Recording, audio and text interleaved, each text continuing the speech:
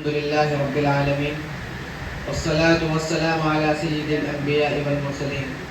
أما بعد، رئيس الحفلة المبجل وأساتذة الأجلة وإخواني الأحبة، إني أريد أن ألقي أمامكم حول موضوع المحدد الجنة تحت ظلال السيوف، بمناسبة هذه الحفلة المباركة التي عقدت برئاسة فضيلة الأستاذ الشيخ مصدق القاسمي الموقر حفظه الله ورعاه.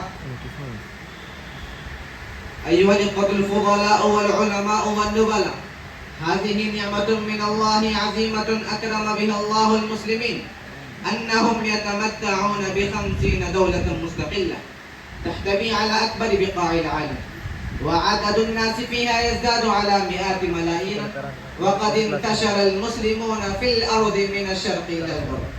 أيها السادة، ولكن على الرغم من ذلك أنهم يواجهون كثيرا من الشدائد والمشكلات، ويعانون من المصائب والمصاعب. اقرأوا المجلات اليومية، واسمعوا الأخبار بالمذياع، وانظروا ما يقدم في التلفزيون. لم يخل يوم لم يسبب فيه على المسلمين من النكبات والمظالم. أيها المستمعون الكرام، أمعنوا النظر في الكوارث والحوادث، وعاينوا الملمات والنواضل. تروا الظالمين وهم من مختلف الأجناس والأديان قد اتحدوا في معركة الحق والباطل، وأصبح الكفر ملة واحدة ضد المسلمين.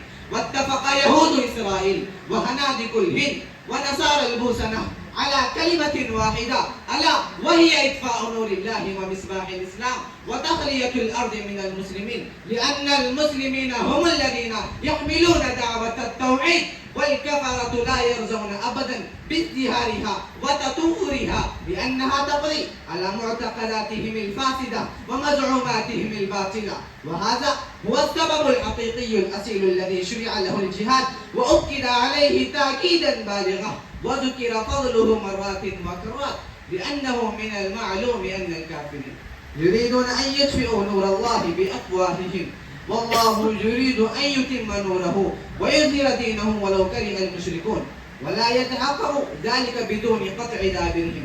فمن أجل ذلك حرز الله سبحانه وتعالى المؤمنين على القتال، فقال: يا أيها الذين آمنوا هل أدلكم على تجارة تنجيكم من عذاب أليم، تؤمنون بالله ورسوله وتجاهدون في سبيل الله بأموالكم وأنفسكم، ذلكم خير لكم إن كنتم تعلمون، يغفر لكم ذنوبكم ويدخلكم جنات تجري من تحتها الأنهار ومساكن طيبة في جنات عدن، ذلك هو الفوز العظيم.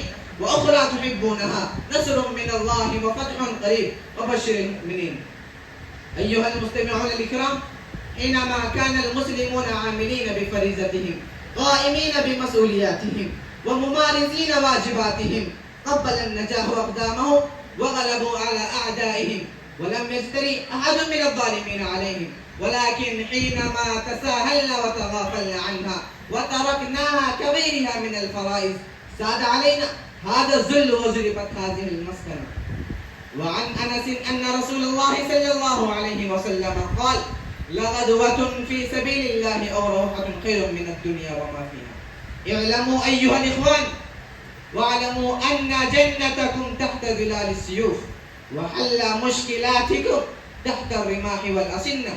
واعلموا أنكم إذا تكاسلتم في هذا تذهب ريحكم، وصرتم أثرا بعد عين. لا قدر الله ذلك. أكتفي بهذه الكلمات، وما توفيقي إلا بالله.